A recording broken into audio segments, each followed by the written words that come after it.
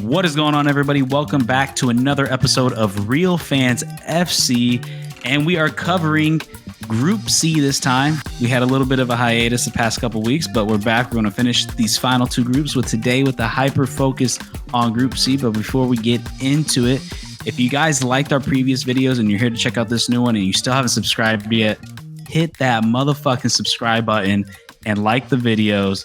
We greatly appreciate it. And then, let us down in the comments below that we're fucking idiots. I mean, we've been seeing the comments and you think none of us have ball knowledge, and that's okay. That's especially okay. This guy. As long as you come back. I'm the only one. I'm the only one, man. I'm the only Adam one who doesn't get touch. Because Adam has if I don't know, I keep my mouth shut. And if you think I'm wrong, you can tell me, but I don't think so. So you're not going to get that admittance out of me. But how we feeling, boys?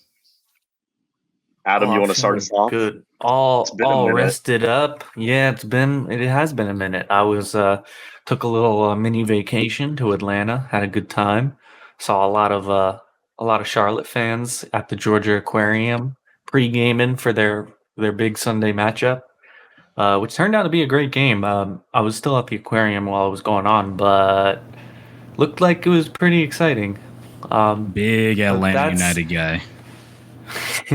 Hey man, it's a nice city. But no, I don't think so. And side note, before we get into the main dish, I think it's pretty rare for them. They actually had the whole stadium open for that game. So really cool for Charlotte, Atlanta. Heck yeah. Will, how you feeling? World Cup qualifying tonight. You know you're nervous. I know you're nervous. I'm trembling, bro. I'm trembling. Nah, man, I'm hyped, bro. I'm hyped. Adam and Julia know. Guys, you guys definitely know in the comments. We see our Jamaicans. Hey, we see our Granada fan, wherever you're at, man. Whoever you are. Every episode, man, we're going. I told you, you're gonna have to wait, but you'll get us talking about them legitimately eventually. Eventually. I'm hyped, man. Let's get into Group C. I'm ready. So how about you, Julian? All right. I'm ready. I'm ready to go. Since Adam hasn't been here for B and A, we'll let Adam pick the first country to talk about. Ooh, all right. Well, I'd say if we're gonna go with my choice, let's go in alphabetical order and start off with the big B's of Bolivia. The favorites. I don't know. I like that. I just, it sounded good. It sounded good. The champions. All right, Will, we started off. Let's go. You're the biggest Bolivia fan out here. Yeah, dude. You guys want to start off with players to watch? I'll let you roll with it. Be honest with you, okay. I not know too much about this Bolivia squad. I'm going to. I mean, I understand the team as a whole, but I'll let you lead this one right here. Yeah. Well, I'll go real quick, positive and negative also, and players to watch. Players to watch, there's just two names that kind of stick out. One of them's basically the only guy that plays outside of Bolivia, and that's Villamil. Plays at Liga Deportivo de Ecuador, La U, they call it. Solid guy, good midfielder. He's balanced. I've seen a couple of his Copa Libertadores games. He's not bad. He's good. I'm surprised you haven't mentioned a player that I'm thinking of, and I'll get to that soon. It might be my second player. Maybe. The goalkeeper. Is it him, Adam? Lampe? No, it is not. Oh, okay. Nah, Lampe is my second. I really like this guy. I think, go ahead. Finish what you're talking about. Yeah. I got to keep people excited. There's nothing too much to Lampe, though. As the goalkeeper, this dude is going to be he needs to have the tournament of his life. Used to play at Racing Club in Argentina. Well, he's going to need to bring out that Argentinian in him or whatever he can do, because he is going to be getting 5 million shots a game. Bolivian's back line. I mean, that kind of just rolling positive and negatives. Except the Panama game. That's going to be an easy game for him. Oh, yeah, for sure. Yeah. But the defense, I will say, is probably one of the few positives within this team. They are very collectively strong in the back. I don't know if you guys saw a little bit of the Mexico game. It was just a little friendly that they had last week. They're a collective team, and fundamentally, these guys all play with each other. And not only do they play in the same league, most of them play on the same team. Club Bolivar. So that Yeah. connectivity is already within the team, the chemistry. I mean, these guys, they don't just come with like Uruguay or the US and Panama where, oh, we just come together, a couple months throughout the summer. No, these guys are coming together like basically every single week, every single day. They're training with each other. So there is definitely a level of collectivity. Now for the negatives, I'm not a Bolivia hater. We're not anti-Bolivian. I want to keep that. Julian, Adam, and myself are not a bunch of haters of Bolivia. We have nothing against you guys, but this team has zero attack, zero mobility, zero creativity. If this tournament was held in La Paz, I could say, you know what? The crowd gets behind them, different environment, Home ain't the case. merchants. Home merchants. They are home merchants. Well, it sucks to suck because they're not playing in La Paz. They're not playing in Santa Cruz. They're playing in the United States. So they got a lot against them. Yeah, that altitude to their advantage. I did want to say too, yeah, I did realize that most of their squad it does play for Bolivar, and Bolivar actually coming up on top of the group ahead of Flamenco in the Copa Libertadores, which is, that's really good. That's something to, kind of tip your cap to. And like you said, there's a lot of chemistry. So, but, with all that being said, at the end of the day, it is Bolivia. They've been struggling mightily for decades. I did see a stat from watching a couple of videos was that they've only won one game in the last 9 Copa Americas. Only one game in the last 9 editions. That is insane. That is insane. Considering that we had the Centenario and a couple other visitors. Absolutely wild. I don't even know if this team would have qualified if they had to go through some sort of qualifiers for this. But yeah, I think the one advantage to them is that the fact, like you said, they're going to have that cohesion playing for the club in the Libertadores. Like they're performing well. Like I said, got above Flamengo, which is one of the best teams in Brazil, one of the best teams in South America right now. So yeah. But like another thing too is like they've always used the altitude to their advantage, but then their away record is atrocious. I don't know the exact number, but it's horrible. I mean, we call the USA home merchants because it feels like they never play away from home. But man, Bolivia, there are some serious home merchants. But yeah, I'll pass it over to you, Adam. Yeah, so what's gonna hurt them is first of all, even when they've been somewhat decent and have had their their veteran players, they've been kind of a bottom feeder of South America, but it's gonna be even more challenging because their veteran player Marcelo Moreno doesn't play for them anymore. He's a player who produced 31 goals in over 100 appearances. It's Bolivia we're talking about, so you need you need to take what you can get, and losing that's not going to be easy. But for me, the player to watch, there's one that stood out to me, and I was looking, and you know what? Yeah, by standards, you look at some of these other teams, and their hot prospects are probably going to be way better than Bolivia's hot prospects. But I do like this 20-year-old player who plays for Santos, Miguelito. He's an attacking midfielder. Played a lot for the Santos U20 team and played a few games for Santos senior team. He's an interesting prospect. He's very young, playing for a big club in Brazil. I mean, Santos, enough said. So, they're going to need to see some sparks from those kinds of players, but for the most part, it's going to be a struggle. Yeah. Yeah, so let's get into the highs and lows, I guess. So, what is the highest they could possibly get in this group, and then give us the low? Will already knows what's up, so I'll let Will go first, and then Adam, you'll kind of get an idea of how this goes. So, go ahead, Will. The high for this team, in all due respect, and Adam just kind of said it, they have certain guys that can shine, and I think Miguelito, that's a good name. That's a good shout by Adam. Young talent, prospect, played well, decent against Mexico's last week, friendly. But the thing is, this team, I have to also just quite be blunt. I think they're in a really, against Panama strategically, and just a quick little negative also, is Bolivia has not beaten us since, I want to say, if I'm not wrong, I'll double check it later. It's like 1997. Like we played the last time we've played these guys 4 games in a row, beat them in a friendly last year. Last Copa America that Panama was in, we beat them 2-1. I went to that game. I was like in middle school, got hyped, crazy. But this team is just not built for these moments. So to start off with the low, I mean, just quite blunt. It's kind of obvious. You guys know. I'm gonna go with the layup. It's 0 points. It's, to be honest, no, they don't get a goal. That's a low for me. They don't even score a single goal.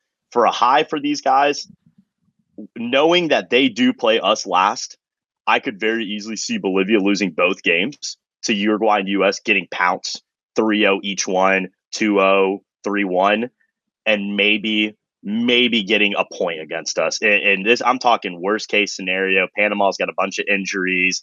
It's just not looking good. Bolivians, they're packing out the stadium. Whatever it is, they get a point. So that's my high for Bolivia. All right, Adam, high and low. Well, you'd have to imagine if everything clicks for Bolivia, their high is third in the group. You don't see them getting much further than that, and I think even that's a stretch based on what we've been discussing. And I want to point out, I mean, you look at, I know there's not a huge sample size aside from the recent friendly versus Mexico, where it wasn't horrible, but this isn't really a good Mexican team, especially lately. But you go back to March, especially last night. We'll talk about that. 4-0 against Uruguay. Uruguay talk about B that squad. Soon. Yeah. So hey, Darwin, you Nunez, look bro. back and they lose to Algeria 3-2. Okay, whatever. But then they beat Andorra 1-0. It just yeah, that's like a San Marino Luxembourg type of team that like everybody in, like even the Montenegros beat them 4-0. So I would agree with Will on the lows. It's it could be pretty bad. Hopefully they just got to try not to embarrass themselves, I think. All right. So for my high, I'm going to go with Will here. I think their high is like they just come out motivated and then they get a draw against Panama. I think that's probably their high. I kind of want to say like I could see a world where they could possibly squeak out a win, but I think the odds are still really in Panama's favor. So I'm like, do I really want to go into like possible probabilities of whatever? But I think that's their high. They get a draw. They get a point. I mean, like I said, 1 win in 9 Copa Americas is absurd. And then the low is not like, I think I'm with Will. The lows don't even score a goal. You don't even score a goal, which I could easily see that because I would say compared to the other 3 teams, the other 3 teams have much, much better defenses. You could like, maybe if the defenses were like a little weaker on some of these squads, they could possibly squeak out a goal. But I think all 3 teams tend to be a little bit more defensively solid. So that's kind of where I'm at with Bolivia. And any final thoughts on Bolivia, guys?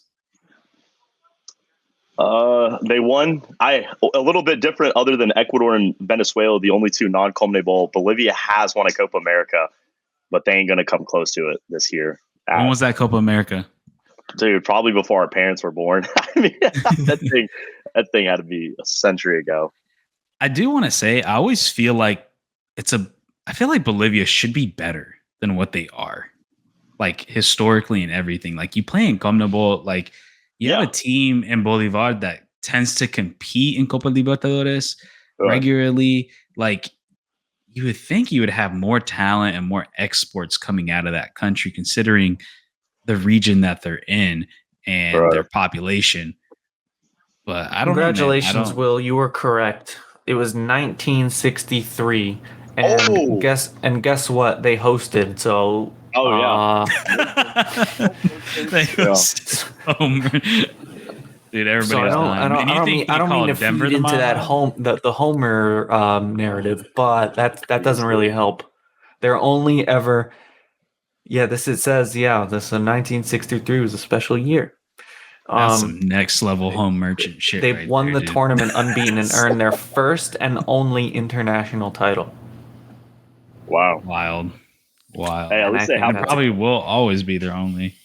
But and that's a good note all right, yeah. to move on. All right, let's go to the next squad. I'll let Will. Why don't you pick for us, bud? Ooh, you know what? I think you guys kind of talked about it a little bit. Julian, you and Adam just kind of mentioned them. Let's go with Uruguay. Let's kind of roll with these guys. Uruguay. They're hot and fresh from last night. So, All right, I'll bounce it over to Adam first. Adam, what do you think of this team? Uruguay. Wow. I mean, they. Okay, so I'm just gonna say this up front.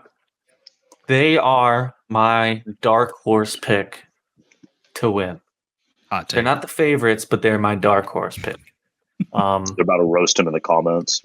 I'm playing. I'm sorry, but like you just haven't been watching. Then, if you seriously don't think that they're a dark horse team, they've been. No, it's the they've been opposite. fucking. I think a lot of people think that. That's why I was joking. Well, I hope so because it's the truth. I mean, I'm speaking facts here, but I mean, you look at their team; they got somebody in every area of the pitch. Obviously, in defense, they're going to be led by Arujo. He's their guy. He's going to be very tough. They still got Caceres. He still exists. He's a veteran. Even if he's not playing, if he gets called up, that's a benefit for them. I think they have a very good coach in Bielsa. I think he's actually found a good fit in Uruguay. In the midfield, you got Fede Valverde and Rodrigo Bentancur. Even though one of them's Tottenham scum, they'll be fine. They also got Manuel Ugarte at PSG. Yeah. They got players, that's defense. Okay, now midfield, and then in forward, we're talking about a team that's probably not even going to call up Luis Suarez. Yeah.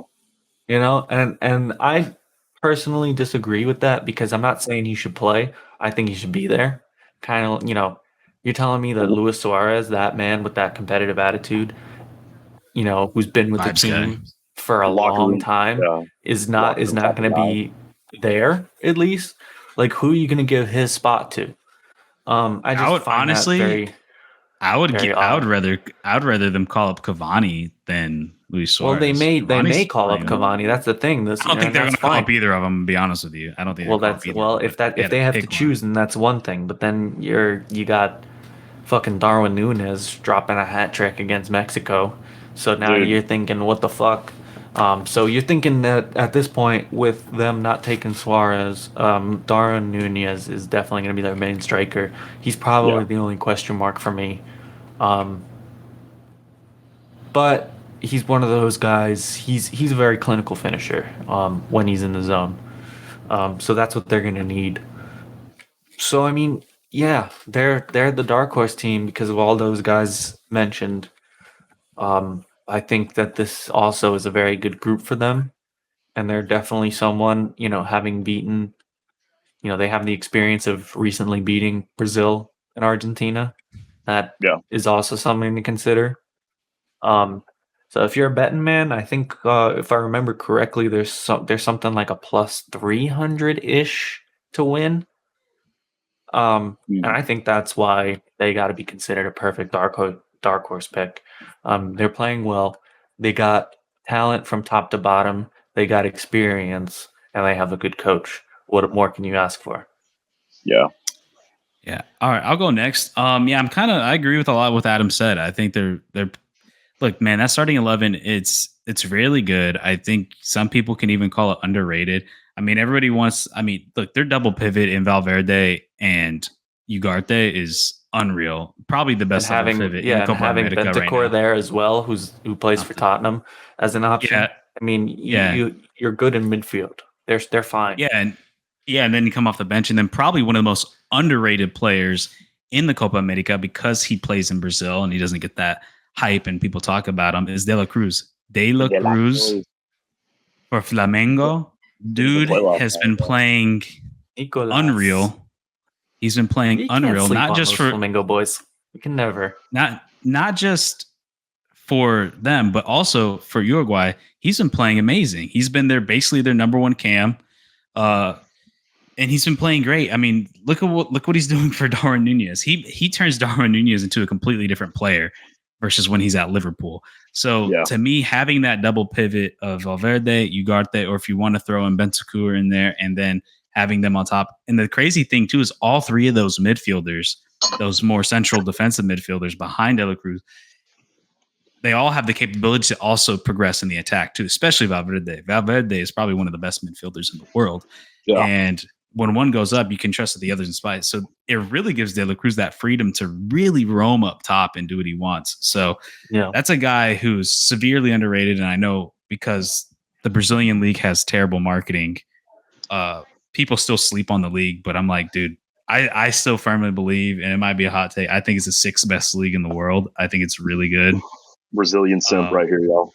Yeah, Brazilian simp, totally. No, but I just respect the league. I think it's a good league because people always want to put the Dutch league and the Belgium league in front of it, but I just don't believe those leagues are as good or as competitive and produces as much talent as the Brazilian league. And the crazy thing too is, if people don't vouch for that league as much, like the fucking Real Madrid starting 11 basically comes from the Brazilian league. Like it's insane. So, but yeah, I mean, from top to Darwin Nunez, on the way. Yeah, and I don't know if it's something with the way. Yeah, it's true. Yeah, and I don't know if it's something with the way in Bielsa's system or what. But Darwin Nunez is like a different guy. When he plays for Liverpool, he's just like non-existent. He'll somehow score the most insane bangers, but then like bink the post like 20 times in a season. Yeah, I've said this about Harry Maguire in the past. I've said that Harry Maguire fits. I'm not saying he's a great player, but I'm saying he fits and he can play as a central defender for England but you know, he's been called up and he's played in the major tournaments and got them far because he's that kind of player. He's not this one. He was able to play the international style better. That suits him better. And I think Darwin Nunez is the same exact style of player except attacking. He, you know, that Uruguayan style, that international style, you know, they don't ask him to do much. They give him the ball in a good location and he's just got to put it in the back of the net. And that's where you get Darwin Nunez at his best. And if that's how you're going to have Darwin Nunez in this tournament, then you got to be careful. Any team, it doesn't matter if you're Argentina or Brazil, you're going to have to be very wary of that kind of player. Yeah, and I think too they also want to like you could say during the Cavani Suarez era, that was a Uruguayan team that really underperformed. I mean, they really never really got out of the groups in big tournaments. When was the last time they won the Copa? Well, I don't know. 2011. 2011. Okay. Yeah. So besides that year, I mean, especially in World Cup years, it always seemed to be like Uruguay really underperformed. But I think this year, I like this new generation and this new squad that's really come into place. I think it's better, and I can see the argument for potentially bringing Suarez or Cavani in, but I think it's just time to move on. I don't think those guys can really bring much. Yeah. Hey, the real question is, is your Orlando City boy Facundo Torres going to get some minutes, man? He's been getting called up. He has. You know what? We're kind of rolling positives and negatives with it. Well, real quick overview on the team. This team, like you guys kind of said, I completely agree with Adam. You know what? To be honest, I would even kind of bump them up after last night's performance and the vibes and the energy and everything they've been able to do. I wouldn't even call this team a dark horse. I'd call this team a favorite, to just be quite blunt. This team has looked deadly. I mean, guys, you guys obviously watching this don't know this, but Adam and Julian, I dropped in the group last night. I was like, dude, I don't want to freaking play these guys. like, we play them in Miami, you know, and my family hopefully will still go to the game. But I'm just like, dude, I think I'd rather go to the Orlando game and watch Bolivia. You know, Panama can make a game out of that. You can actually win that one. Yeah, that's funny. Oh, you cut out, Will. All right, you're back, Will.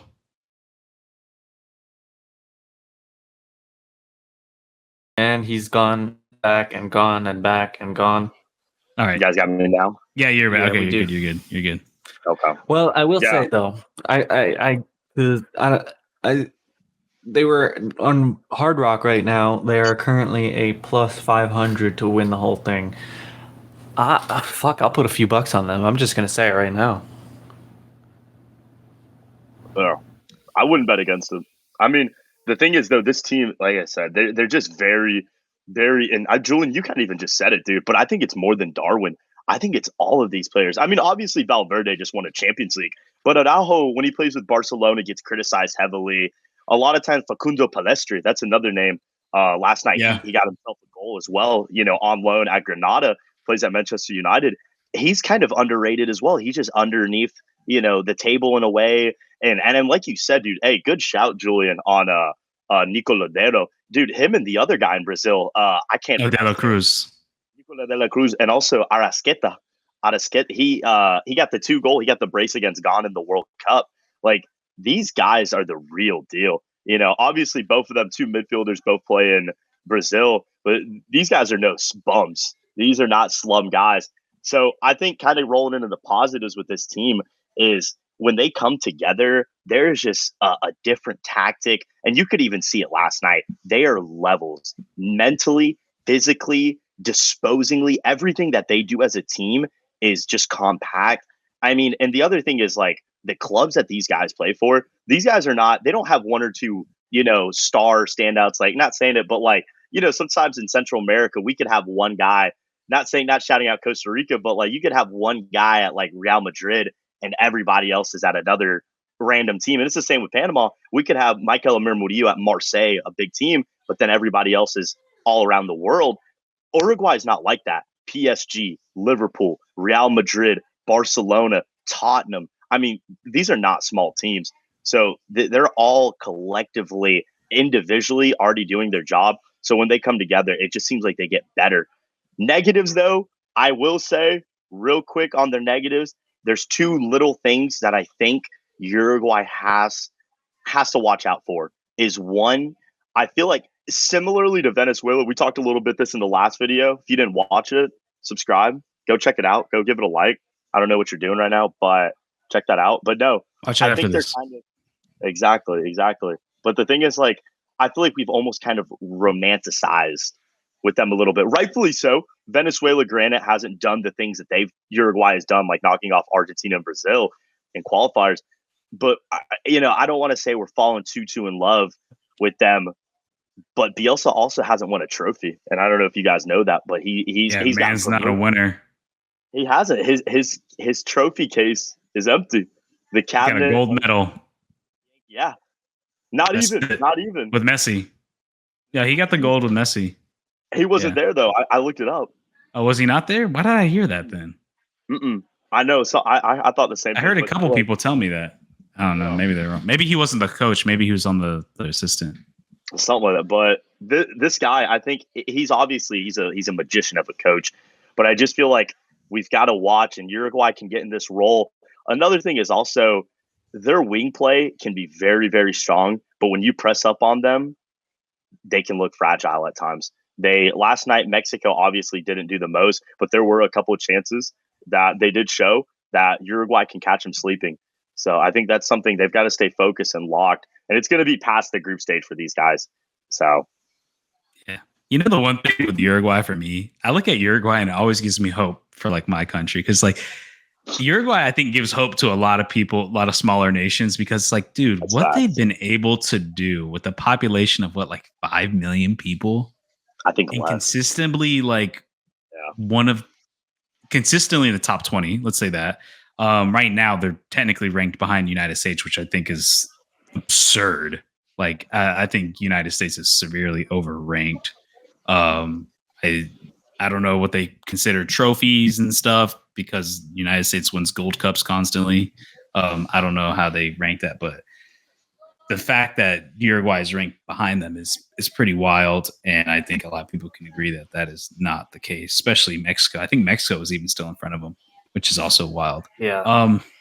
But yeah, I mean, obviously I think just from the history, just starting off as such a strong nation over time, it just developed that reliability that you could pick players from there.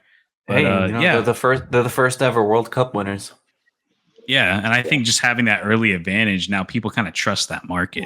So it's pretty it's pretty cool, man. To see what they've been able to do, even though they haven't in a while. But right now, Copa America's the amount of titles is tied between Uruguay and Argentina, and that might change this year. Yeah. But yeah, all right. So I will go next. And I'm gonna bounce it over to Will's boys. Wait. Highs and lows on Uruguay, real quick. Highs and lows. My bad. Highs and lows. All right. So I'll do it for me real quick. My high, they won the whole damn thing. I think it's possible. Agreed. I don't think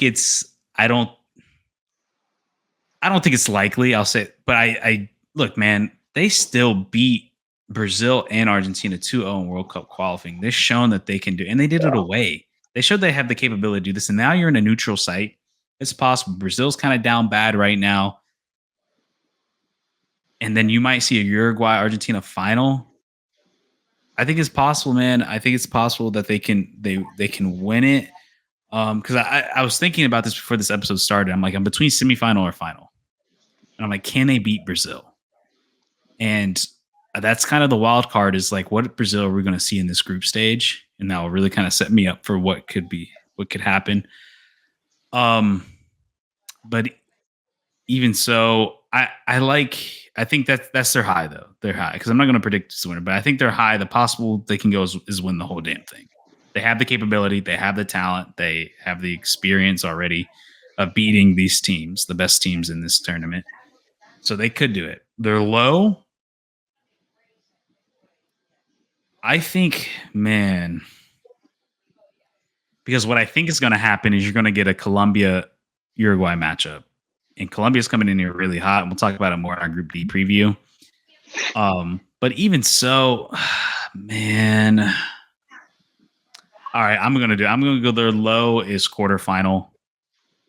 Even though I really want to say semifinal but man, Colombia is playing well, and Colombia knocked out Uruguay last Copa America. So that's a team that you do have to watch out for. So I do think that they're lowest quarterfinals. They get out of the group regardless. And that's kind of where I'm at. Yeah, I agree with you on the high. I definitely agree with you on the high. Win it all. You know, I'm placed a few dollars on them. Why not? Like I said, dark horse. Let's have some fun. Low.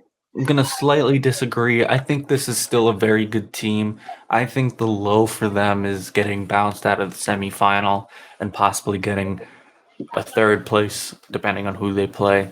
I think that's kind of their low at this stage. You know, with the hype around them and some of the players that they have up and down the squad from attack all the way to defense. That's what you'd have to imagine that their high and low is. All right, well, high and low, buddy. Give it to us.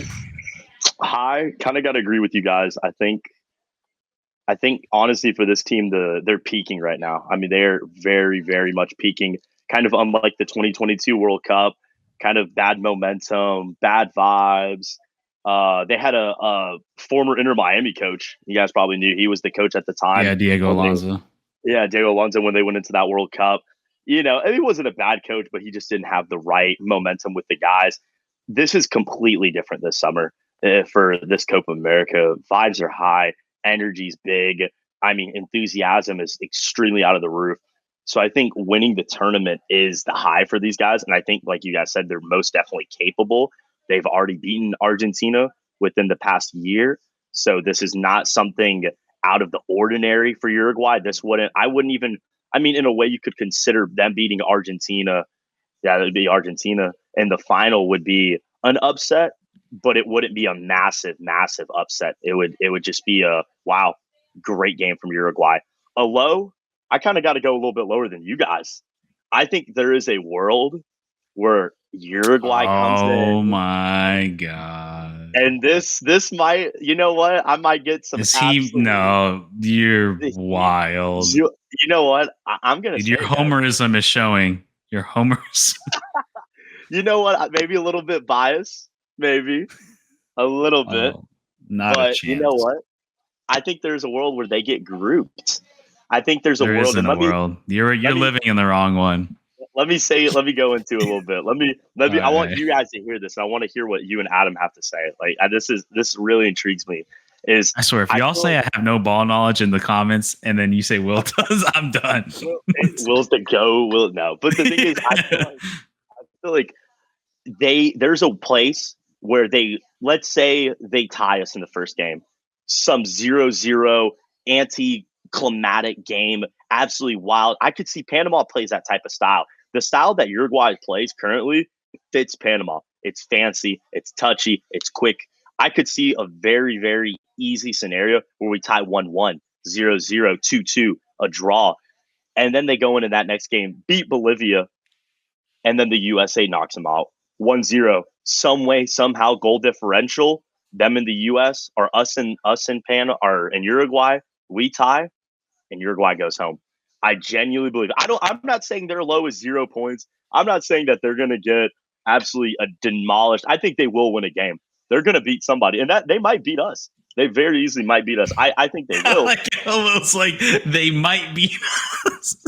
Hey, I'm just being realistic. They probably will. They probably will. But like I said, it's just a world where Oh boy, we lost Will for a sec. you guys hear me? Almost. Try it now. All right. Y'all hear me now? Yeah, there you go. Julian, is that a hot take? That is an absolutely steaming pile of shit. That's a Is that a hot Cheeto Dude, 7 in the A morning? Hot girl take? Dude, first off, y'all got to beat Mexico first before y'all start predicting Uruguay victories. Straight up. I mean, Uruguay just demolished Mexico with a B squad.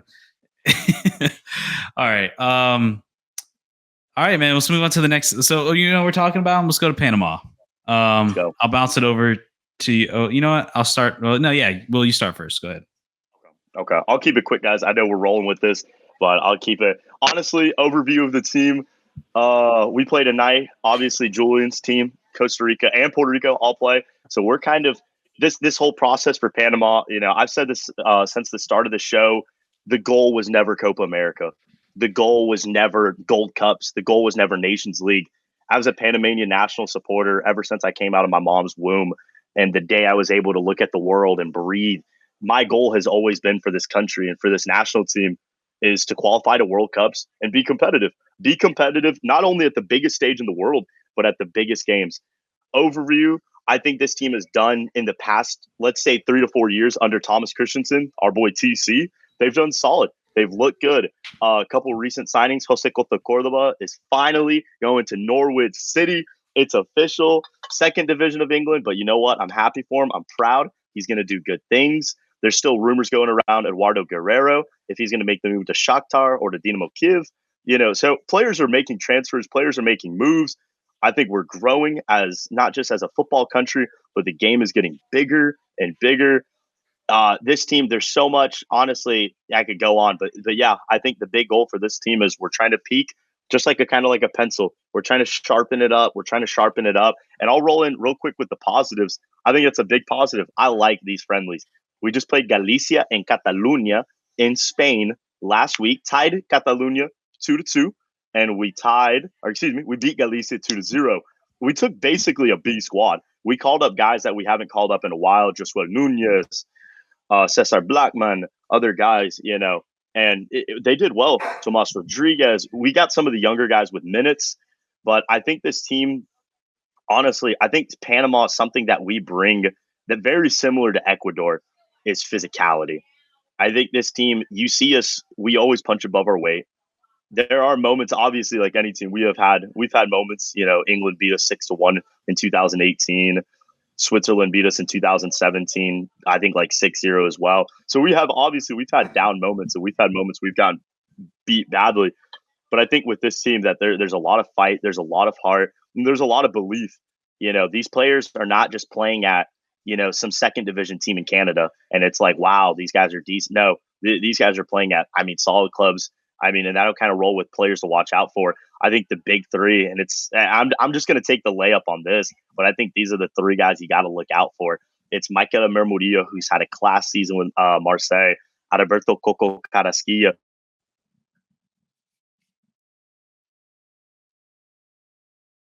Oh, we'll cut out again. All right, you're right. Go hit it. Carrasquilla and Eduardo Guerrero. Those are the three guys you got to watch out for. Keep an eye, literally defense, midfield, and up top. I think this team, those are the three leaders, in my opinion, of each one of those positionings on the field. I think they can bring a lot. Rolling with negatives, though, honestly, for this team, I think for Panama, what really gets us a lot, and just to be quite honest, is we get in our own heads. A lot of the players, when the fans are against you, when the momentum's against you, this team, I don't know what it is about us, but we love conceding early. We just first half goals, we eat them things up, man. Like we just love to. A lot of times against smaller teams like El Salvador and Honduras and them, we're able to claw back against. But obviously, you guys saw in the last international window against Mexico, we can't. So I think we have to be able to be strong defensively. Another quick negative: Andres Andrade, one of our star center backs, plays over in Austria's first division, out injured, got injured in the game against Galicia. I think that was a bonehead decision to even play him. Don't know why we're playing him in that type of friendly game. Not sure why, but we've got to be solid. I think defensively we're founded. I think midfield it's okay, but that's the last negative. Also, is this attack? Cecilia Waterman is probably, I'm probably the biggest simp out there. He's literally my lock screen. If people can see, like, I love the dude to death, but he can't score for crap. Like he has been very, very dry as of late in Copa Libertadores. He has not been doing the best. I don't even personally still don't believe the Alianza move was best for him. I think he should have stayed in Chile or gone somewhere else in South America. But no, I think that's probably the biggest negatives for the team. But watch out for these boys. Watch out for them. I'm telling y'all. Watch out for them. Yeah, I'll go. I agree with you. A lot of them. I think it's a nation it's slowly getting better and better. I think defensively, you guys are solid, and the midfield is probably your guys' biggest bright spot for sure. Because I do think you guys can be leaky defensively from what I've seen, but I really enjoy the midfield. I think you guys do a good job of breaking up plays and creating opportunities to push up front. But then, yeah, with the negatives is the attack, man. The attack is it's rough. It's rough. And I'm looking at like your recent matches. I mean, when we're talking about like, let's say quality opponents, the highest scoring game that I would consider. I mean, you guys beat Qatar 4-0 in the Gold Cup, which depends how you want to rate that. But then you guys beat Bolivia 2-1 last year, this past August. But you guys run it up on lower squads. But when it comes to like a little bit the upper echelon, it struggles. And I kind of saw that a lot in the Jamaica game. It was just like couldn't really create anything or get anything really going in the attack, because the attack man is, and I know you love your man Ismail Diaz, but gosh, like it's rough. And from what I'm seeing in like because obviously we talk a lot, and all the guys that are coming out of your squad, you're hearing a lot of guys from the defense and the midfield, but man, like, and maybe you can speak to this more. Is there any like bright spots coming out of the attack as of recent? Because it seems like a lot of your top talent is usually coming out the back end. And then another concern of me before I pass it at this question is that Murillo, he's a great player, but man, he is always injured. He's always injured. I feel like I never get to see him play really. So it seems like he should be ready to go for this Copa. Hopefully everything goes well with the qualifying tonight and later this week. But yeah, I don't know if you want to respond. Adam, you want to go ahead, and then I'll answer Julian's real quick. Yeah, sure. I'll mention a few things. I'll start with some players. I agree with Will. Poco is going to be a big one. I think that if I don't know how if they're planning on calling up Godoy, but I think he'd be useful as well with his experience. So those two players, both MLS players, also, which is an interesting point. And I also agree, and this is actually my biggest negative for Panama is losing Andrade. I think that he was, he's not just a good player. He was in great form for club in the Austrian league this season. So I mean, going from having that center back pairing of Cordoba and Andrade to to now having to fill that gap, that's going to hurt. Especially, like you were saying, the team that likes to leak goals early, that's not something you want, especially when you're going against teams like US and Uruguay with their attack and what they can do. Um, but I definitely on paper a better team than Bolivia. I don't think that, even though some people say that their run in the Gold Cup was kind of a fluke, and it was a little bit, but for the most part, they're not gonna you don't get this isn't really a sport where you can just absolutely sail by the entire time on luck. You have to be playing somewhat well and putting yourself in those positions to get there. And Panama has proven that they have can at least try to take that next step. They're close, and they're closer than a lot of other teams that would want to take that next step. So this is a tough group for them, but and yeah, the injuries hurt, but they do have some good players, and on paper, they can definitely give the U.S. a run for their money as well. That's for sure. Yeah, Julian. Oh, go ahead. Oh, I was just gonna say, I did forget what's his first name, but Rodriguez, he plays in the Portuguese league.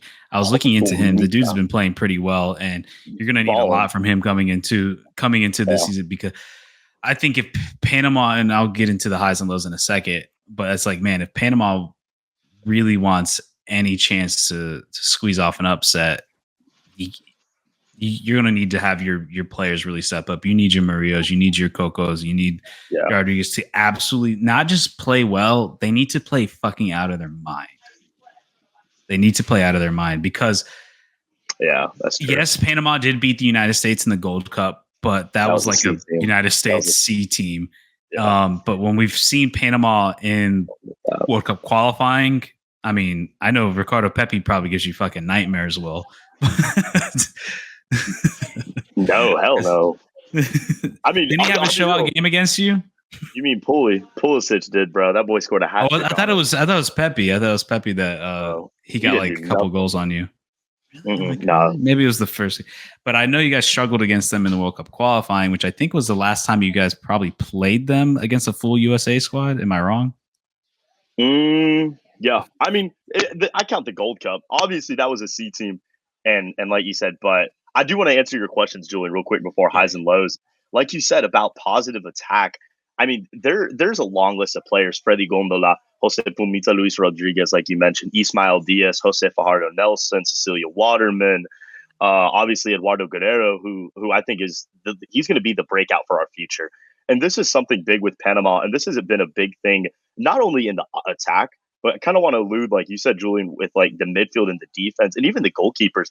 This is not just only a Panama thing, but in Central America, we have the tendency to always get guys national team call-ups. And I want to shout this guy because I'm loving everything about him. He was awesome in the Catalunya and Galicia game. Martin Krug, 17 years old, got called up for both the international last window and for the World Cup international qualifiers. And the kid plays in Levante's academy. I want to say the B team. He's 17 years old, out of Chicago, Illinois. Like, the kid's a stud. And I think that's awesome. That's what I love to see, these young guys, these young bucks. And that's what we need. Not just only a young team, but try to mix it in with these older guys. And like you said, we're already kind of sound defensively with Fidel Escobar, Coto Cordova, Giovanni Ramos, Andrade. Obviously, he's injured. But no, I think the attack, that obviously, I will say the wing positions is probably are one of our maybe not stronger suits in the attack, but we have a little bit more decency and more stability there. We can bring with Ismael Diaz and Fajardo, or not Fajardo, with Jose Luis Rodriguez. But no, the attack, like I said, I think Eduardo Guerrero, I think Cecilia Waterman, within a year or two, his process is going to move along. Fajardo, love the guy, but God, I think, Julian, I think we talked about this, dude. We clown on him still, man, in Panama. Like, there's like a running joke. Like, when guys miss open goals, they're like, oh, they just hit a Fajardo, you know?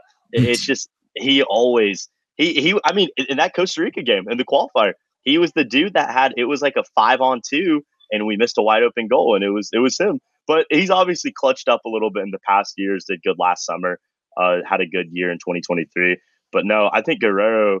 I really think moving forward, like I said, I'll obviously keep you guys updated with his status with either Dynamo Kiev, but he is playing in Ukraine right now. Had a really good season, over 20 goal contributions, played Conference League. So we got to see. I think, like you said, the attack is going to be. Everybody's got to play lights out though to keep it going. Yeah. Yeah, I think you really have to. I mean, everybody really has to play above and beyond, because as much as we enjoy this Panama team, when you're looking at like talent compared to most specifically the U.S. and Uruguay, it is lacking to those two teams. So you're going to have to like you said, play above your level. You have to have any chance. So let's get into highs and lows. Adam, what's your high and what's your low? Well, honestly, you'd have to say, and I'm not saying this is like really, really likely, but their high, honestly, is getting out of the group. You could see them sneaking something against the U.S. if the U.S. aren't playing well and they're playing good. Yeah, I mean, it's true. They can do it. They've proven that they can.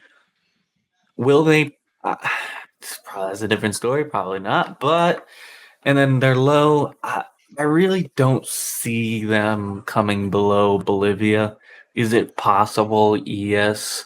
But that one, I'm just gonna say their low is third place. I don't think they're that in trouble to the point where they can come last in the group. So high for them is getting out. Low for them is just missing out. Yeah. Well, high and low, or you want me to go for? You go, Julie. You go. Go ahead. All right, high. I think I'm not going to say they get out of the group. I think the high is they get 4 points. Certified hater, bro.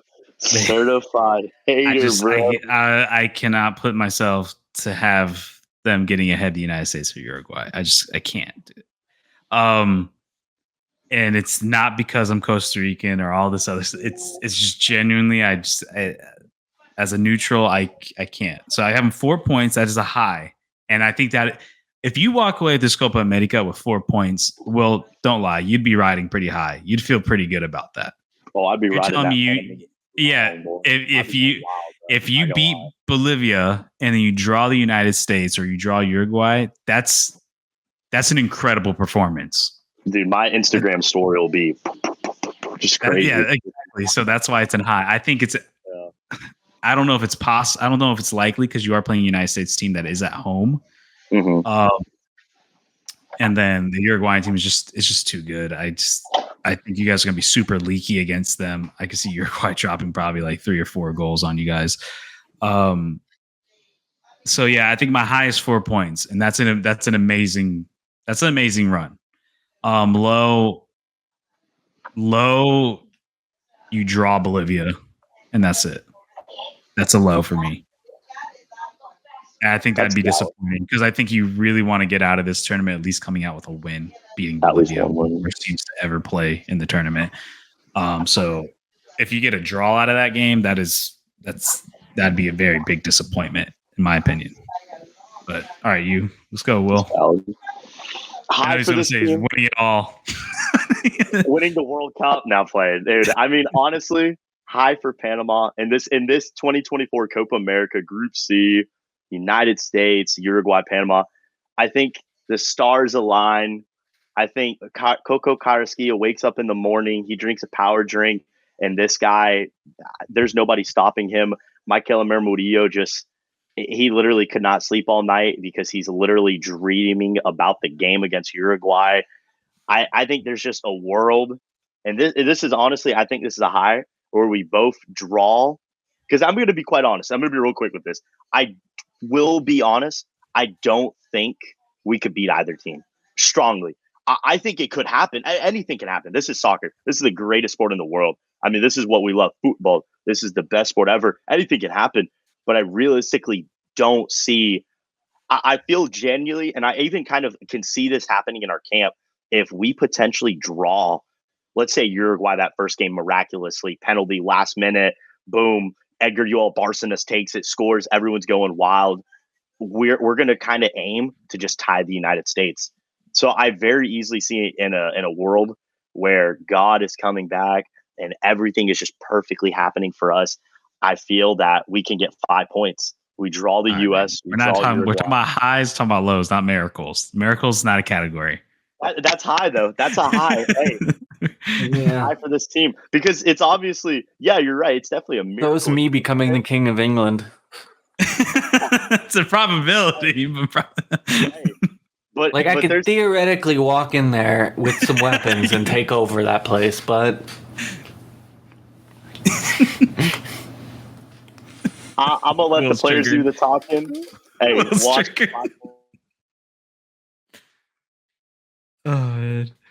Oh, damn. Well, you cut out. Okay, you're back. You're back. Low for this team is gonna be. Oh God, I kind of got to go with Adam. I think 3 points. I just don't see a world where we lose. Historically, we have not been that bad against Bolivia. We've played quite well against them. You guys just played Bolivia in August, yeah. 2-1. We beat them in La Paz with our C team as well. It was a bunch of youngsters and Kaiser Lennis and those guys. But the thing is, I just don't see a world where we lose to them. So that could be a low, but don't sleep on Panama, man. That's all I got to say. The players do the work. So no, I agree. I think most likely they're going to beat Bolivia.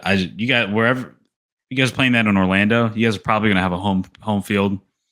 In that case, you guys are probably going to have more Panamanians than Bolivians. Most likely, you guys are going to win that. I just think if it'd be the low would be like you guys drawing, and that'd be like disastrous. But I don't think it's likely.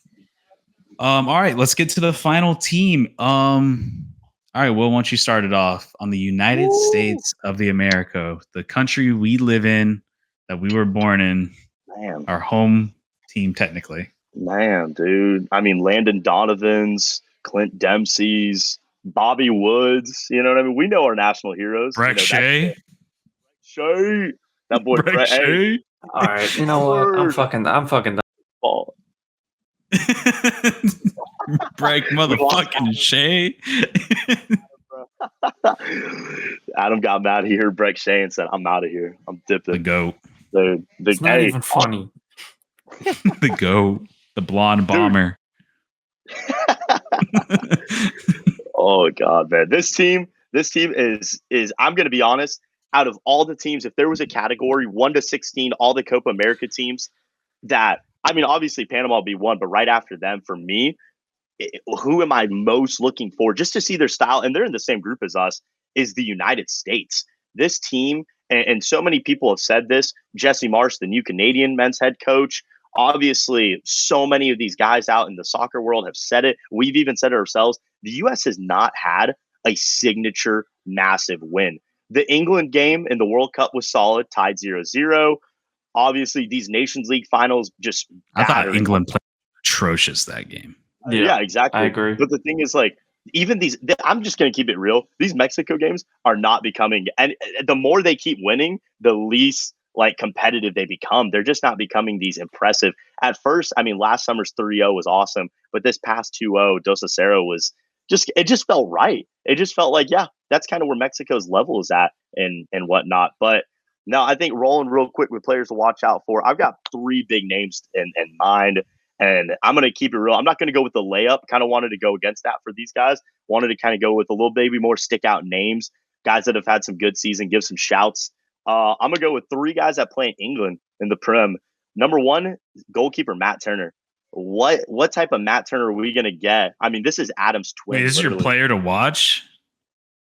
Hey, Adam's twin. It's the Bergen County Buffon you're talking about right now. The reason, Julian, you got to watch out for this guy. He's barely played. Watch out at Nottingham. He really has not played that much. I think he hasn't even had that much more minutes than Gio Reyna this half semester of the season. And the reason I say to watch is he's probably going to be starting in this Copa America. He will most definitely. Who are they going to start? Gaga Slanina? Ethan Horvath. Oh, yeah. He's starting for sure. But I didn't know I wouldn't say he's a player to watch. Maybe from a disastrous standpoint, be careful. Yeah, well, I would say he's a player to watch out for the United States. Is to keep in mind is what type of Matt Turner we're going to get. I think he still should be the guy behind the post for them.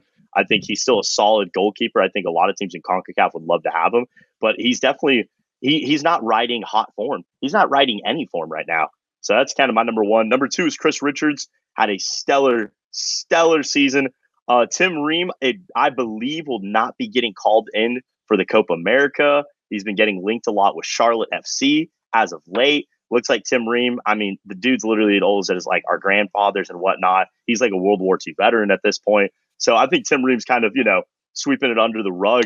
But I think Chris Richards, I mean, Cameron Carter-Vickers, Mark Menzie, there's Eric Palmer Brown. There's other guys in the CB position, Miles Robinson, that they can step up. But I think Chris Richards is going to be that guy. He has to be that guy. Great season with Palace. So we'll see what he does this Copa America. Last guy, this guy, in my personal opinion, this is the true Captain America. And it ain't Christian Pulisic. It's Gio Emma effing Reyna, baby. This guy, I don't know what it is when he puts on the jersey for the U.S. Bro just turns into freaking Superman. I mean, he's something else for this national team. And I think, honestly, if he plays the way he's been playing for the U.S., not for Nottingham, because he barely gets any minutes. I mean, we literally have to scrounge for highlights on this guy, but we'll see how he does. Yeah, for me, this USA team is going to be hard for me to really predict once we get out of the group stage because, I mean, I anticipate them to beat Panama and Bolivia. I don't know what I'm going to see from them when it comes to Uruguay and if they advance and play Brazil or whoever. I mean, I'm really curious to see what these friendlies are because I believe in the friendlies they are playing Brazil and they play in Colombia actually. So that's interesting how it's going to shake out that way. That they're most likely going to face one of those two teams in the quarterfinals if they're to get out. And I don't know what to expect because I feel like they haven't really, like you said, no signature win, which is like the biggest talking point people talk about. But even then, they just haven't really played against like quality teams. Yes, they had the Germany game where they lost. They didn't look too great. They got battered. Yeah, I mean, the Mexico's whatever. Mexico's is down. Probably even worse now after what I saw last night. I don't know what to expect from them. Maybe I'll get a better idea once these friendlies play out, which I believe are coming up pretty soon. But I have a hard time really guessing how they're going to face up against some of these squads, especially against South American sides, which tend to be more physical. And we've seen the United States tend to struggle again. I mean, outside of Mexico, like they beat them, but like when you see United States, for example, play out of the country, they struggle in situations like that. But obviously, that's not going to be the case this situation because they're playing the Copa America at home. So, but I'm with you. My players to watch for sure is hold up, fucking dogs. Do you hear that? Yeah. Yes. You gonna let the dogs out? All right, where was I before they started barking? Players to watch out. Players.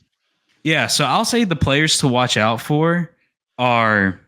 I'm with you with Chris Richards. I think he had an incredible season in the English Premier League this season, especially even playing out of position. A lot of times he was playing CDM.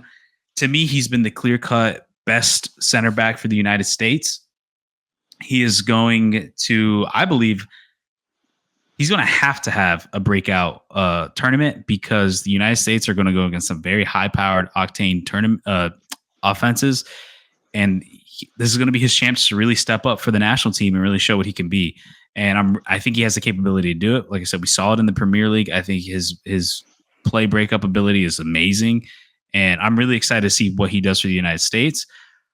My another one is no other than the boy at Juventus or wherever he might end up this summer after this tournament, Weston McKennie. Dude has been unreal. He's been insane. There's arguments to be made that he is the best player in the national team pool. And I think you're gonna have to have big games from him because especially against the Uruguay game and potentially if they play Brazil in the next round, you're talking about he's going to have to win those midfield battles. He's going to have to. He's going to be that guy because you're going against you're going up against a Uruguay squad who arguably might have the best midfield in the entire league. It's up there. It's up there for sure. And a Brazil squad who's, I mean, at the end it's fucking Brazil.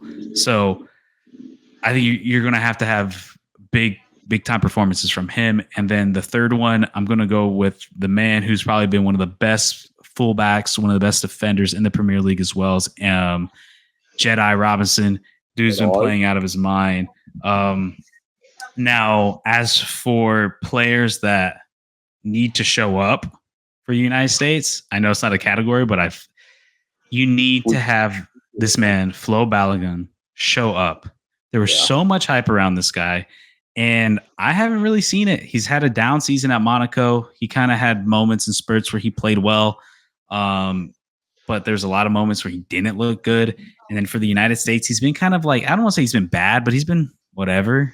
You know what I mean? Hasn't been terrible, hasn't been amazing either. Like it was all led up to be. And he's still young and he has a ton of talent. I don't know.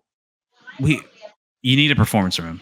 And I think we've yet to see that big time signature performance from him because you're really going to need it because the United States are going against teams that are going to put up points, and the United States has to put up points. They have to. Like a 1-0 against England, a 1-1 against England is not impressive enough. You need to do that. So that's why I'm really curious to see what these friendlies turn out to be. I'll pass it over to you, Adam. Yeah, so the biggest thing that US has going for it is their squad. If you look top to bottom, they got talent who are playing in some of the best teams in the best leagues. They have that. The worst thing they got going for them is their coach. Like, I'm even seeing, and this is kind of stupid take, I'll be honest, if you're actually a fan. I mean, I can understand it, but this is, like, kind of a brain-dead fucking take, is I'm seeing people say, like, oh, I almost wish, like, U.S. can get just absolutely fucking trounced so we can get rid of this man once and for all. And it's like, okay, I get it, but, like, well, if he lost every, be a coach. If he lost to Bolivia, then yeah, he's gone. But do you really want to root for that as an American fan? But that's a different story. So for players to watch, I'm actually gonna combine Chris Richards and Carter Vickers together and just say that center back pairing is gonna be pretty vital. With the offense that they are going up against in Uruguay, they're going to need to be in sync. If their midfield is going to be good, they're going to need to help with distribution. They're going to have to be good on the ball. Those are two players who play, for big teams in Europe. One of them plays for Celtic. That's a pretty fucking big team. A lot of underrated, especially recently, but they're a big team. He's got experience in that league. So that's first group. I know you guys weren't talking about it, but this is just a fact, and I know you probably were avoiding it because it's the obvious thing to say. But if U.S. are going to do anything in this tournament, they need Christian Pulisic to be Christian Pulisic. They need him to be Captain America. That's what they need. And so we can avoid it all we want, but like if that man does not show up, nothing's fucking happening for the U.S. Now another player because you've been talking about Balogun. I really wish, I don't think it's going to happen, but I really wish they would just fucking start Josh Sargent up front. Honest to God, just fucking start him. I don't give a shit what fucking division he's playing in. He came off an ankle injury, missed he was gone from the beginning of September to the end of December. So he's gone for a nice chunk of months. He comes back playing, and championship is underrated. That's a tough league to play in. You arguably have 3 or 4, maybe even 5 teams each year in the championship that, maybe they'll get relegated in the Premier League, but they could be in the Premier League and they wouldn't look out of place. That's a tough league. It's very physical. A lot of teams get stuck there and they can't get out. And he comes back from ankle injury and gets 13 goals in 22 games. To me, that's very, very good, especially in a league like the Championship, where it can be very grindy, very scrappy. So you know what? You got that option there. Why not use it? See what happens. I think that he would end up surprising a lot of people with the midfield that the US has. I think he would be pretty good because if Balogun can't do it with that midfield and those chances that he's getting, then who the fuck is? You got to try something. So those are my players to watch. And my just overall thoughts on the team. There's a lot of good players. I'll give just a couple honorable mentions. Um, First honorable mention, I'll give it to Robinson. I mean, for Fulham, he's been great. Totally agree with Julian and everything he said on that one. And then I'm also going to agree and say Weston McKennie's another honorable mention. I mean, those are two players that um, are also going to have to make the difference, kind of in the similar category as Christian Pulisic. Maybe less so Anthony Robinson playing as a left back, but it's still going to be very critical. But McKennie is going to have to win those midfield battles, and Pulisic is going to have to be that guy. I do have two things, and I'm curious to get your guys' thoughts on it. Okay. So there's three things I'm curious to see. One is I'm curious to see how Gio Reyna plays against higher quality opposition. Yeah. That interests me. I mean, yeah, we've seen Gio Reyna dice up the Mexico and Jamaica and all this stuff, but right. Can he do that against Valverde and Ugarte and Araujo in Uruguay? I want to see if he actually has that capability to do that at that level. Because while, yes, I think he's talented, he's still young. He still has a bright future ahead of him.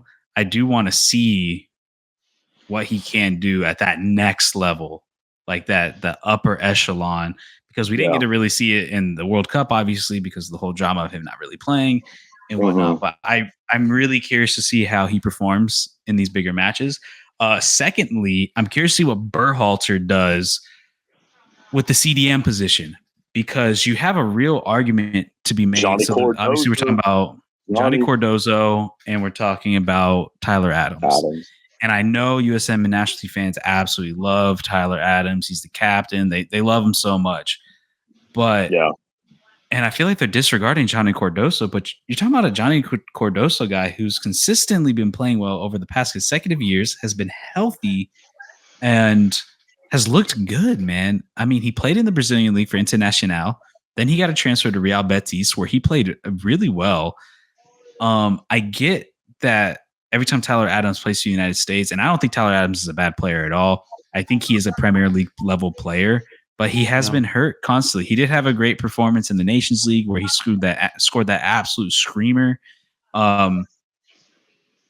But I'm curious to see where the decision goes. I feel like Berhalter's going to go towards Tyler Adams, but I do think there's an argument to be made. And maybe late in games when you just want to hold it down, maybe you run a more defensive midfield and you throw Cardoso in there because you might need to. And I'm really curious to see how this CDM position gets filled, because we obviously know it's going to be Weston. I think we all have a good idea nowadays. It's probably going to be Gio Reyna playing the more attacking midfield floater up top. I think there's still a little bit of discussion of who's going to be that CDM. And then third is, what the fuck is Berhalter going to do? And I've been on and I might get flack for this from a lot of USMNT fans, but I think because the USMNT fans, they see, all right, this is the greatest generation we've ever had. And they're great. And we have the quality, we have the capability. We want to play this more possession style, like a football. But honestly, I look at this squad and one, I don't think the coach has the tactics to play that kind of style. I don't think Berhalter has that knowledge, that capability to really open up spaces and stuff and coach kids on how to actually make these chances. I think this team is best set up to play transition ball. They're young, they're fast, they can create. I feel like, especially somebody like Balogun, who I think is best played in transition. I don't think it's going to happen, but I would love to see this United States team. I think because I grew up watching the United States since I was a little kid. And obviously we're all used to them playing this more defensive style, trying to win on transition. And I think now that there's talent, a lot of people want to be like, we don't want to do that anymore. We're tired of doing that. But honestly, I think this team is now set up so much better to do that even better. You know what I mean? There's so much speed, there's so much, and then you have the talent to do it. I would really like to see them, like, obviously not no Jose Mourinho ball where you're just playing absolute like terrorist football, but I would like to see them not try to play so much possession, man. I think that with the capability with Anthony Robinson, well, Serginho Dest is out, so you're probably going to get Joe Scally on the right side.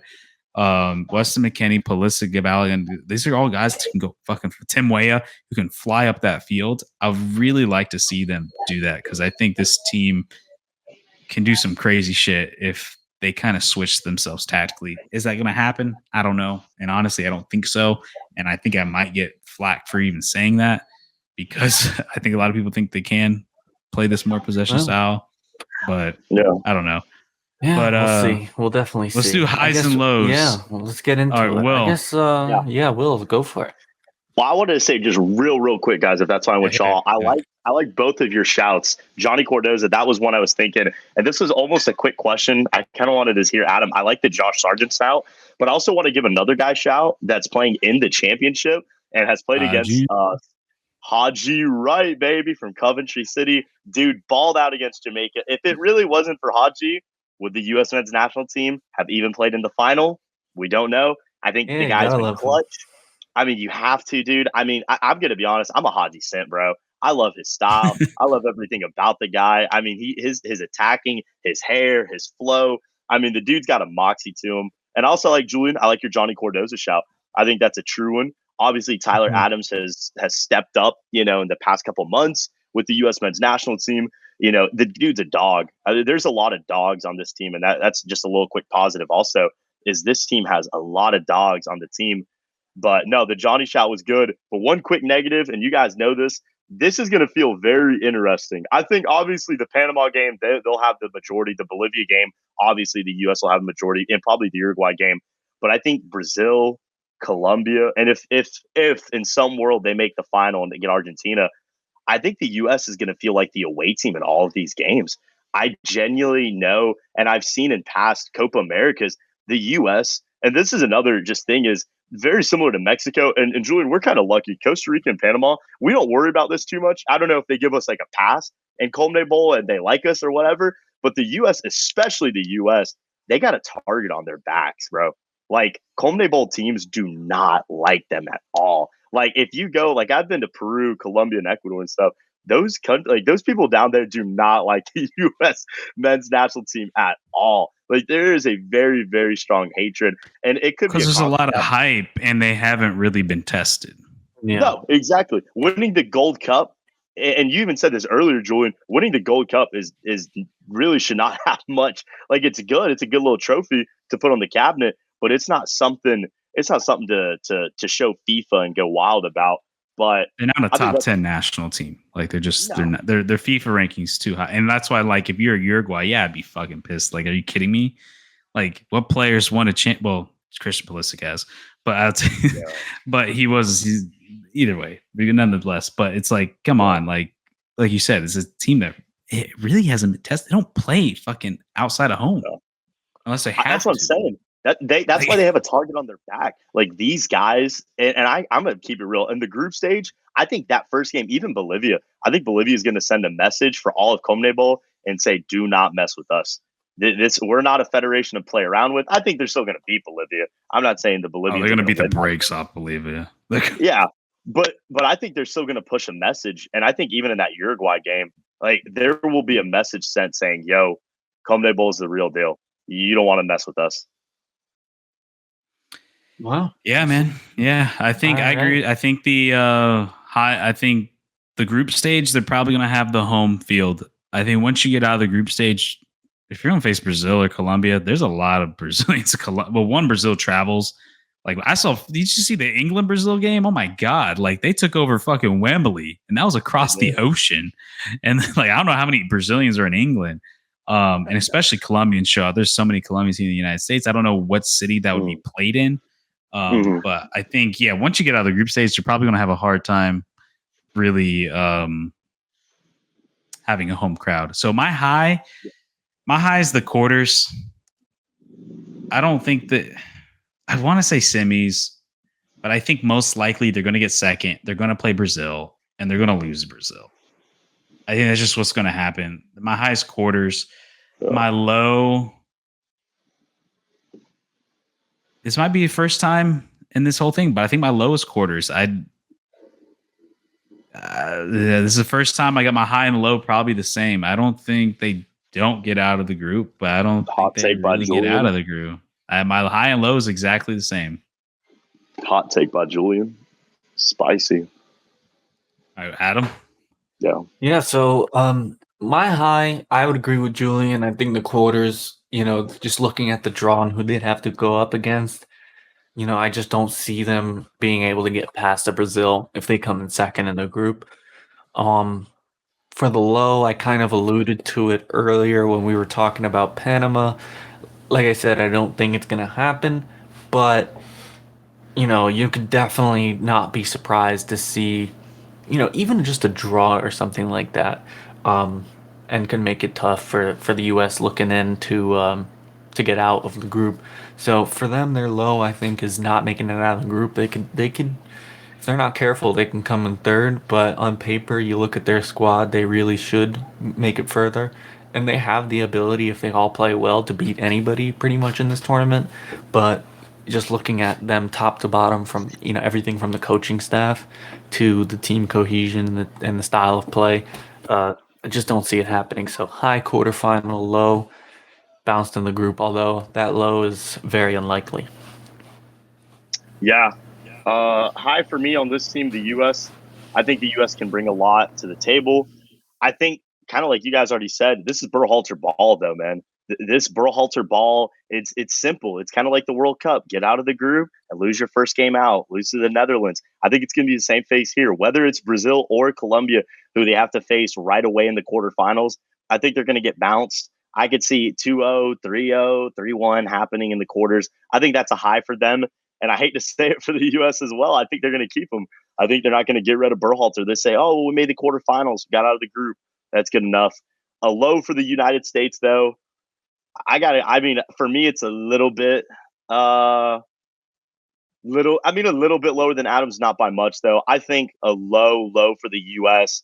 I don't see it really happening, but it potentially where they lose 2 games and they only get 3 points. And I'm not just saying, oh, they lose to us guaranteed. But like I said, don't sleep on this Bolivian team as well. These guys are defensively they're literally they're park the bus FC. So I could see a world where the U.S. just gets really frustrated with them and something happens. Will it happen? Highly unlikely. But I could easily see the U.S. getting grouped 3 points. Like I said, highly unlikely. But Bolivia's like, can we play in Denver? Like, can we play in La Paz? Can we meet here? Yeah. Can we play in Denver? Can we go to Salt Lake City? All right. Okay, so that's our highs and lows. All right, so that's it for the United States. Let's get into our full Group C standings and predictions. I'll go first. Number 1, I got Uruguay. Number 2, I got the United States of America. Number 3, I got Panama. Number 4, I got Bolivia. And I'll make it easy. I'm completely. Go Adam. I'm jumping in because I'm completely in agreement. Got Uruguay in first place. I think they're going to be perfect 3-0. I think the U.S. is going to be 2-1-0 in second place, beating Panama and Bolivia, but losing to Uruguay. Panama will beat Bolivia coming in third, and Bolivia will be 0-3 in fourth. Yeah, I think honestly, God, man, I want to pull the trigger. I want to pull the trigger so badly and just say we're going to win the group. But yeah, you want to be that guy who gets flamed in the comments this week. Go for it. Right. I hope my Granada guy, wherever you're at, man, keep me in your prayers. But no, honestly, I think the Panama. I think we're not going to win the group. I think just being quite realistic. Never take anything away. Never say never. But I think it's going to be hard. Honestly, getting second is, Julian, you said it, dude, as well. We're going to have to play lights out. Not just lights out, but this team is going to have to play. We're going to have to connect on every single front. I think that being said, I think honestly, and this might be a hot take. This might be my hottest ever take, but I think the U.S. will get first. I think in a world, us and Uruguay are going to tie in 4 points, and the goal differential, something's going to happen. Panama's going to get second. Uruguay's going to get group, and Bolivia's going to. All right, now that Will's gone, that was an absurd take that he just said, and he is officially off the show. He had Uruguay getting third place, and yeah. All right, yeah. You want a chance to redeem yourself? You want a chance to redeem yourself? Bomb Julie, hey, bomb FC right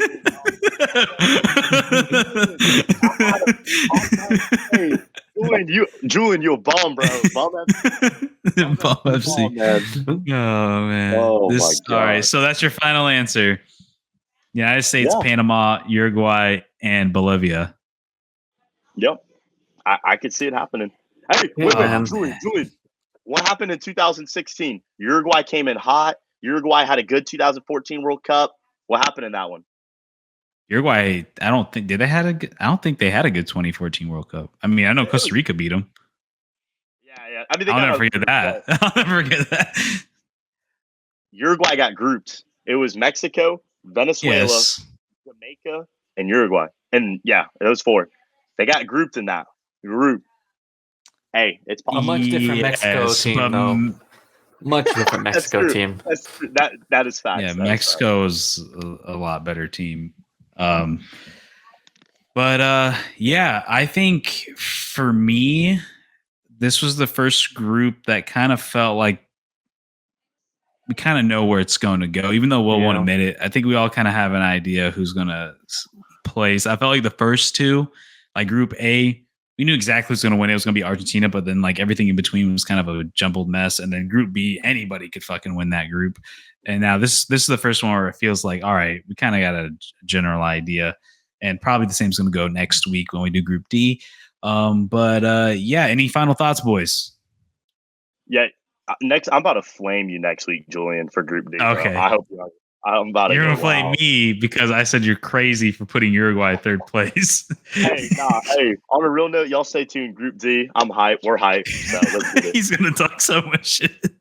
All right. Hey, not on a real note, but glad Adam's back. Excited for next week. So. Yes. All right, Adam. Any final thoughts? I think we covered it all. All right, guys. I want to thank you guys for making it to the end. Greatly appreciate it. We got a little bit shorter this time. We were able to shave 30 minutes off. Hopefully we get it our next time.